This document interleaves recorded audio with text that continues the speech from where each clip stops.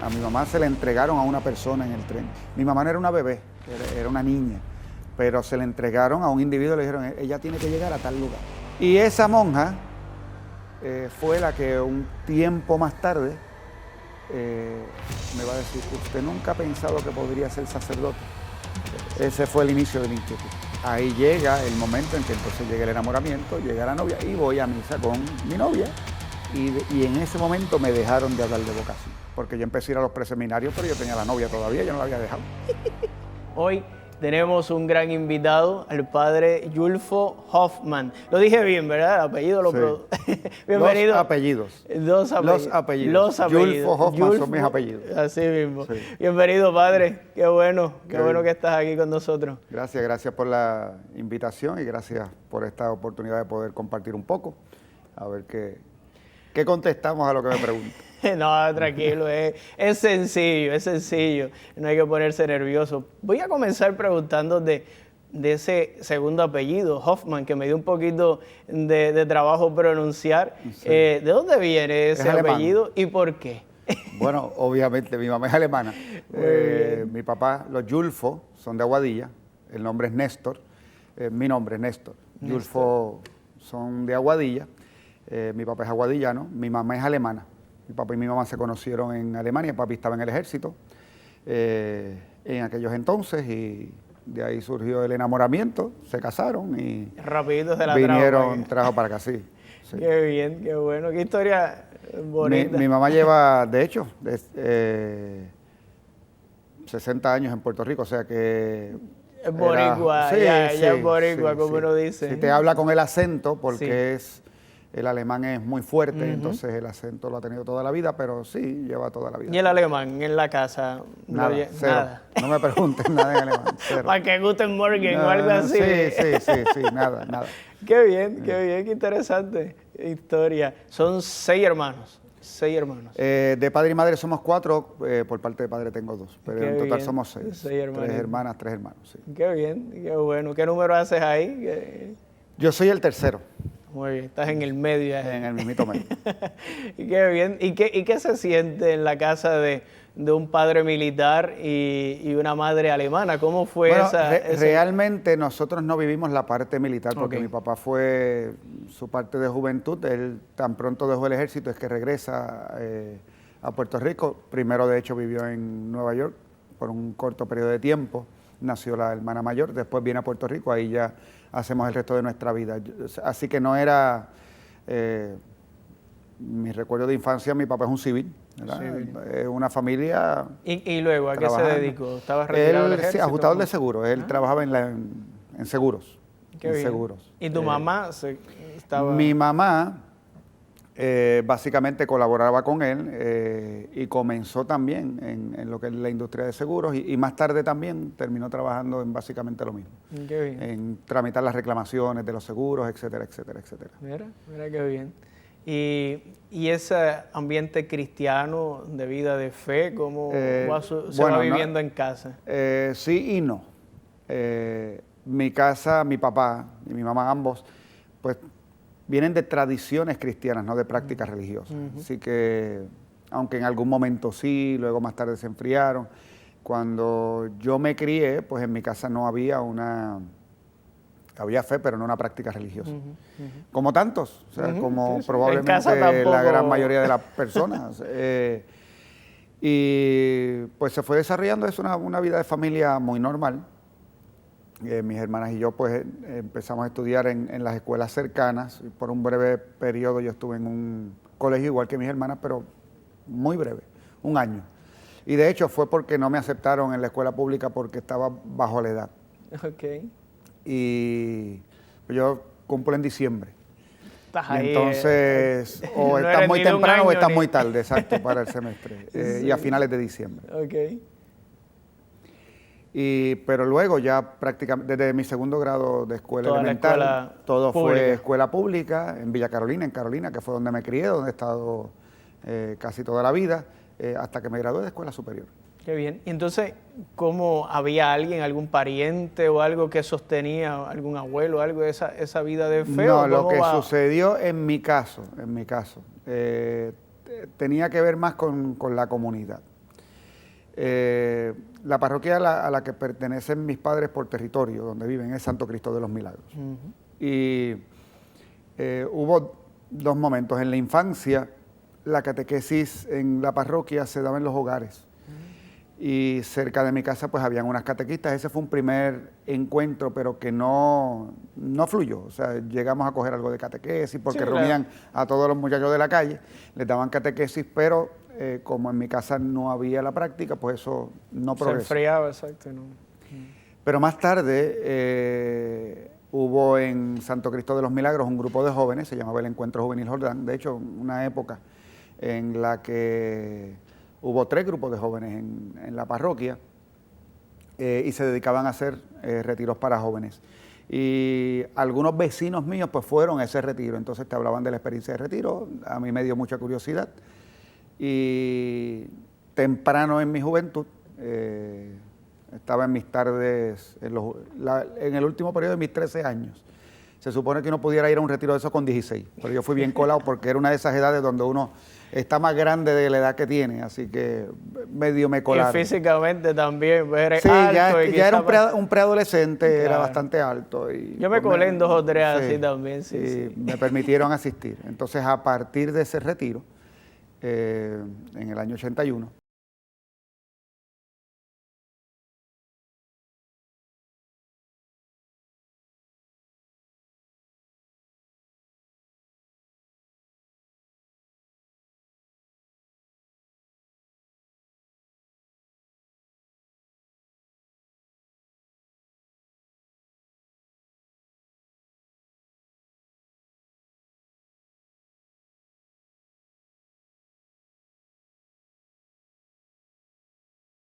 a la iglesia, y a tener práctica religiosa, ir todos los tú, domingos a misa. Por ti, o sea, no acompañado quizás de la familia, de los padres. De que llegaba el domingo y me iba a pie a la misa, porque me lo permitía, la distancia era corta hasta la parroquia, y empezar a asistir al grupo de jóvenes y trabajar apostólicamente en el grupo de jóvenes.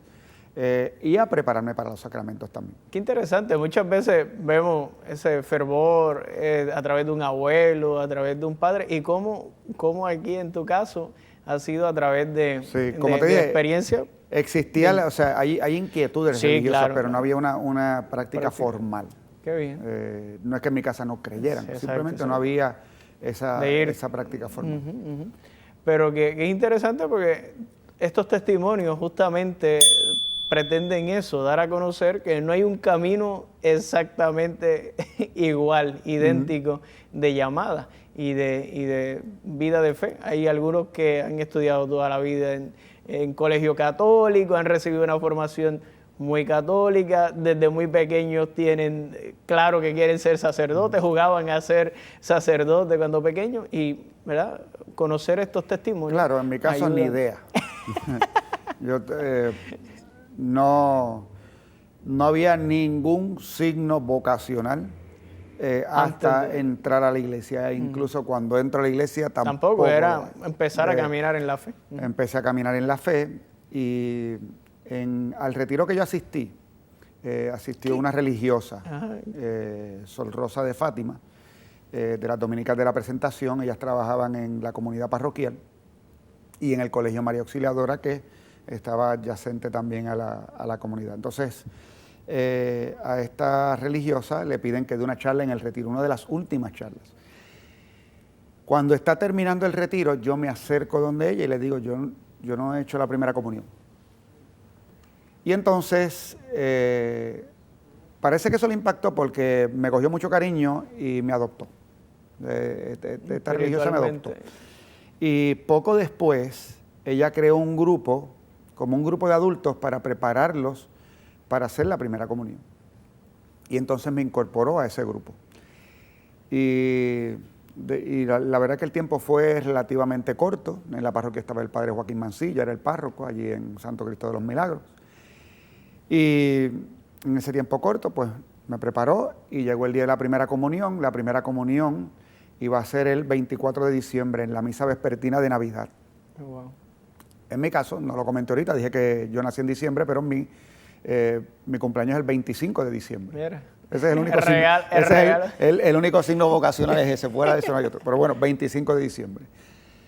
Y entonces yo le digo a Sol Rosa que a mí me gustaría hacer la comunión el 25 de diciembre. Entonces ella acompañó al grupo, los demás hicieron la primera comunión el 24 de diciembre, pero yo esperé hasta la misa de gallo. Y mi primera comunión fue en misa de gallo, 25 de diciembre. Qué bien.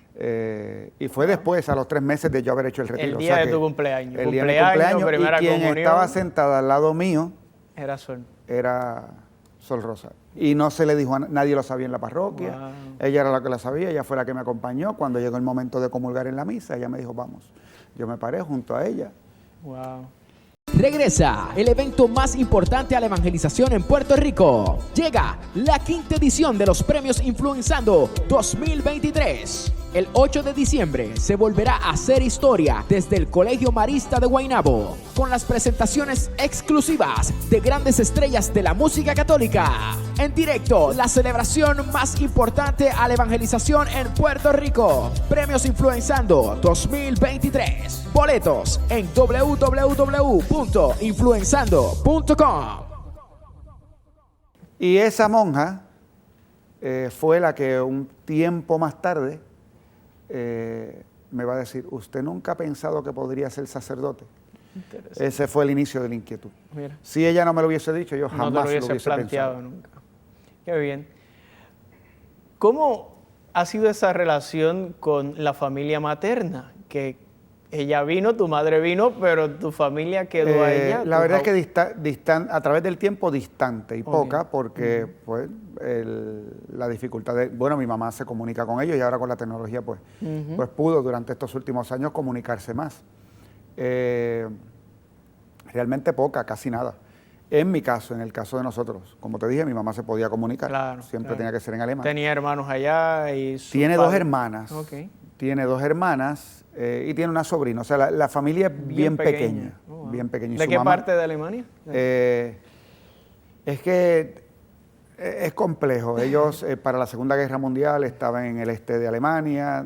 Cuando vino la Segunda Guerra Mundial, pues tienen que ir al oriente. Tuvieron que ir entonces a la parte occidental. Y básicamente gran parte de lo que conozco, Hanau, un pueblo cerca de Frankfurt.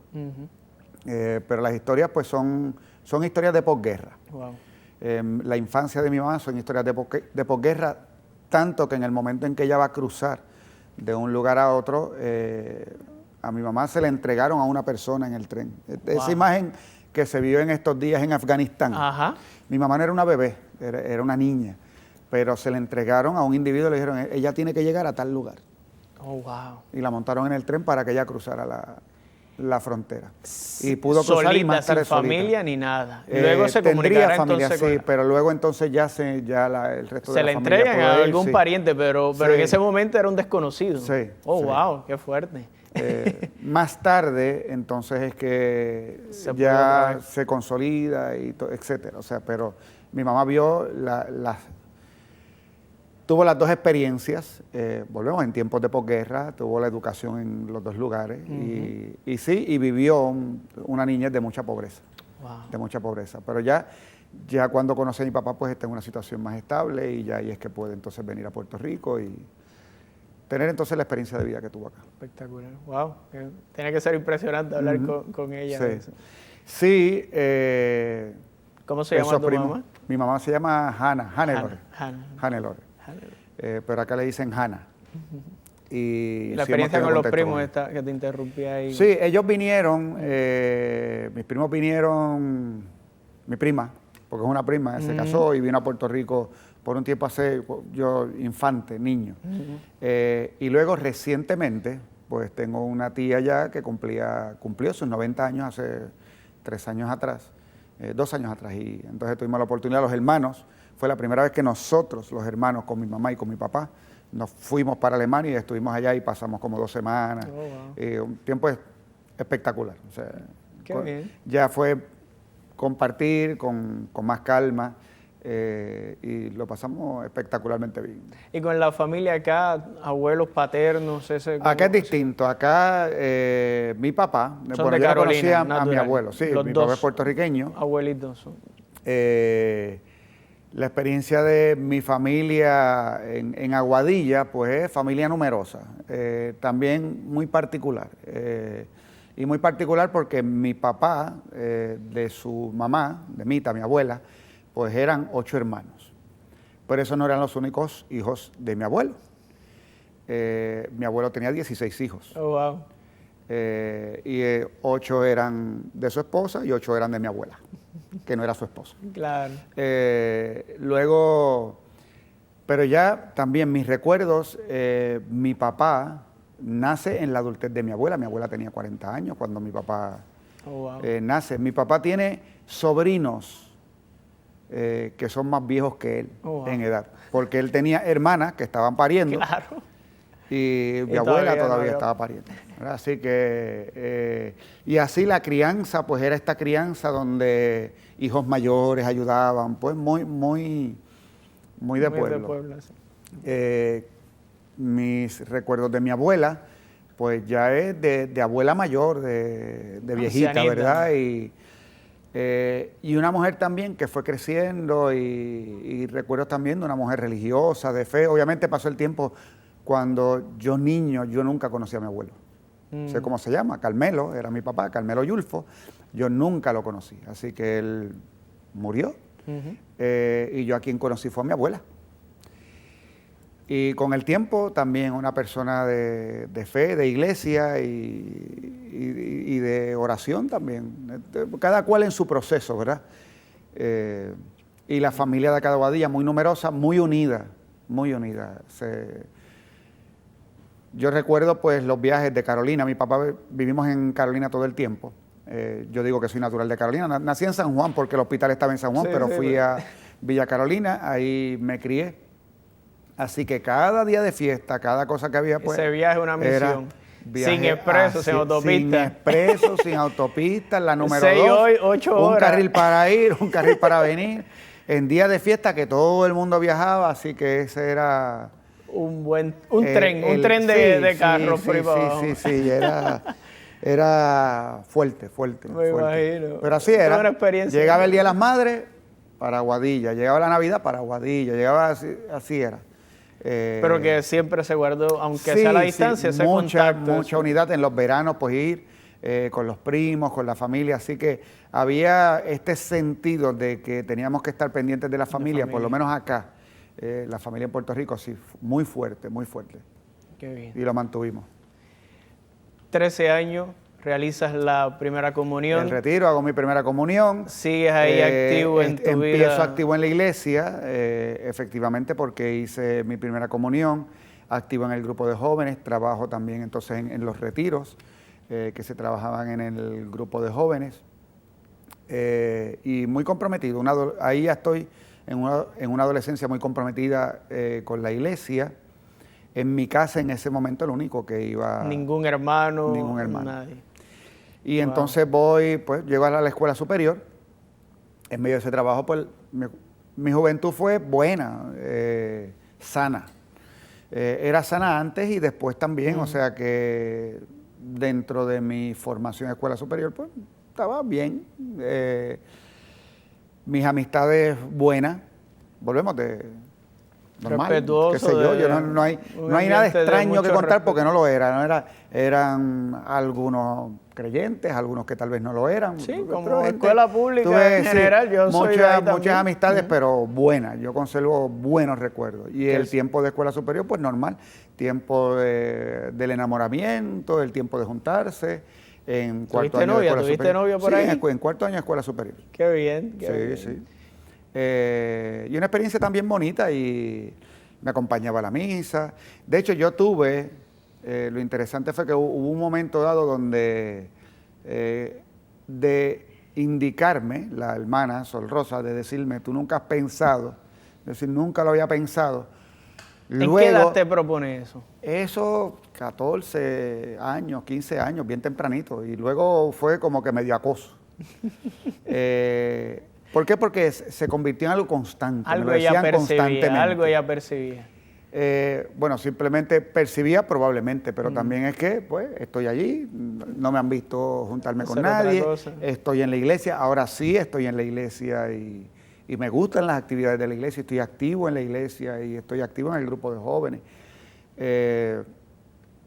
Así que en ese interín, ahí llega el momento en que entonces llega el enamoramiento, llega la novia y voy a misa con mi novia y en ese momento me dejaron de hablar de vocación. Y pienso que fue interesantísimo esa experiencia porque pues pensaron pues ya se acabó el asunto. La verdad es que con que me lo hubiesen dicho, eso estaba sembrado. Claro. Pero simplemente me dejaron de hablar en la comunidad parroquial al respecto. Interesante. Y trabajando entonces, estaba terminando la escuela superior. Ya yo sabía qué universidad iba a entrar, había unos planes y estuve en un retiro de jóvenes trabajando y fue un retiro de jóvenes que en ese trabajo que realizamos a mí me impactó mucho lo que estaba pasando allí. ¿Qué trabajo social o algo? ¿O no, era simplemente retiro? Hablarle a los jóvenes, predicarle a los jóvenes, dar charlas, etcétera. Retiro. Había buena dinámica en el equipo. En el equipo de trabajo sí. Los jóvenes es que se buscaban. Tú no buscabas gente que estuviera activa en la iglesia, era todo lo contrario. Era tratar de rescatar. Y recuerdo que ese retiro fue allá en donde están las hermanas del volcán, en Bayamón. Allí fue donde se celebró el retiro. Y nada, en ese instante, en ese lugar, yo volví a tener un momento impactante de oración, de preguntarle al Señor, ¿dónde tú quieres que yo te sirva? Y en ese retiro, estaba cogiendo el retiro, un joven que había estado en el seminario y que había salido del seminario. Y coincidió que me dijeron, mira, fulano estuvo en el seminario, yo no sabía dónde quedaba el seminario, yo no sabía cuál era el proceso, yo no sabía qué había que hacer para discernir una vocación. Y ese retiro donde yo le dije al Señor, Señor, ¿qué se supone que yo haga? Pues estaba este joven, que luego hablamos y que como 1 o 2 semanas después me llevó al seminario. Interesante que en tu proceso, vamos a decir, de inquietud vocacional, en muchos casos hay un sacerdote, hay una figura de un presbítero. En tu caso ha sido una religiosa. Fue una religiosa, muy madre, muy... Y agradezco a los sacerdotes que intervinieron en ello. O sea, Padre Joaquín Mancilla, que fue quien me confesó por primera vez, que fue el que me dio la primera comunión. Yo no hablé con él enteramente de mis inquietudes vocacionales, pero su figura para mí fue importante. O sea, alguien a quien le tuve mucho cariño, ¿verdad? Pero no es que conociera mucho sobre él. Entonces, sacerdote español en Puerto Rico, poco comprendidos los sacerdotes españoles en Puerto Rico fueron... Y en ese entonces todavía más, que se guardaban es que siempre se ha pensado, siempre hablaban de que los españoles eran malhumorados, ¿verdad? Y de que cascarrabias y todas estas cosas. Yo estudié en España, eso viene más tarde. Yo también estudié. Y después me di cuenta que no es que nosotros no entendemos esa manera de ser. Porque cuando tú estás allí, tú dices, no, ellos no están peleando. Es que ellos están hablando. Están hablando, eso, exacto, ese es su coloquio, ¿verdad? Sí. Pero yo nunca tuve un momento donde yo me sintiera mal con Padre Joaquín Mancilla, ¿verdad? Por ejemplo. Pero quien realmente me llevó para la inquietud fue Sol Rosa. Que cuando me enamoro, me deja de hablar de vocación también. Y de hecho, hay un momento dado donde la trasladan de trabajar en Carolina, se va con la comunidad a trabajar en Arecibo. Oh, wow.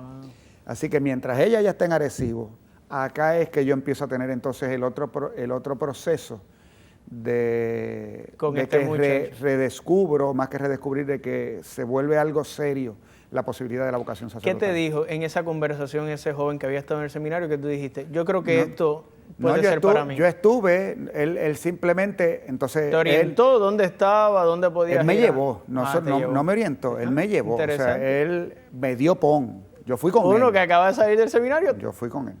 Y fui al seminario y, como te dije, eso debería ser... Son los misterios de... Sí. La verdad es que ahora mismo no recuerdo exactamente si era verano o iba a empezar el verano, si era mayo o qué era. Ya yo estaba graduado de escuela superior, iba a empezar en la universidad y entonces para mí se convirtió como que en una urgencia. Yo tengo que saber ya si yo tengo vocación o no. Claro. Así que fui al seminario y quien me recibió en el seminario fue el padre Fernando Felice, rector del seminario en ese momento. Y yo todavía recuerdo que yo entré y lo que le dije, mire, yo tengo esta inquietud, la universidad va a empezar en agosto, yo tengo que saber si yo tengo vocación antes de agosto porque yo tengo que saber si. yo puse límite de tiempo. Un mes y medio para confirmar la vocación. Y la conversación con él fue extraordinaria porque él simplemente me dijo, tranquilo, vamos a hacer una cosa, mira, aquí tenemos unos preseminarios, ven, vamos a empezar a ver, son una vez al mes, y empezamos a ver, y si es, pues ya entrarás al seminario, no tienes que entrar ahora, cuando llegue ese momento, pues llegará. Eso me dio alivio, y ahí empezó entonces ya un discernimiento pues más concreto. Entré a la al Colegio Regional de Bayamón, Colegio Universitario Tecnológico de Bayamón se llamaba en aquel momento. De la Universidad de Puerto Rico. Estaba estudiando electrónica. Electrónica. Tecnología electrónica. Qué bien. Y ese era, mi camino toda la vida fue por ahí, o sea, siempre era por lo técnico, por la ciencia, por la matemática, o sea, esa era Tu atracción. mi atracción. Y nunca, o sea, no hubo otra, o sea, era eso. Hasta que entonces comienzo el proceso del preseminario, me introduce pues a ciertas cosas, ¿verdad? A buscar la manera de fortalecer mi vida espiritual, de añadir momentos de oración, del rezo del rosario, de hacer dirección espiritual. Me hablan acerca de la dirección espiritual y empiezo a hacer dirección espiritual, gran sacerdote también, Martín Llambías, que me empiezo a orientar durante ese periodo, era ese semestre, primer semestre de la universitario. universidad, orientarme sobre la vocación y empezar a trabajar entonces en un momento dado que era medio conflictivo, porque yo empecé a ir a los preseminarios, pero yo tenía la novia todavía, yo no la había dejado. Un proceso interesante. Sí, fue un proceso. Padre, sabrosito. el tiempo se nos va volando, pero tenemos una asignación porque es súper interesante y quiero saber cómo terminaste diciendo que sí, dejando a la novia para irte al seminario. Así que necesitamos un programa completo para eso. Le tenemos una nueva invitación para un próximo programa. Hermanos, ha sido una alegría poder encontrarnos una vez más en tu programa Palabras con Sabiduría. Saben que pueden seguirnos por las redes, las del Canal 13 Teleoro, las del Padre Jorge Amil, Facebook, Instagram y YouTube. Y aquí te esperamos en un próximo programa en el Canal 13 Teleoro, la plataforma con el mejor contenido de fe y cultura. Dios les bendiga.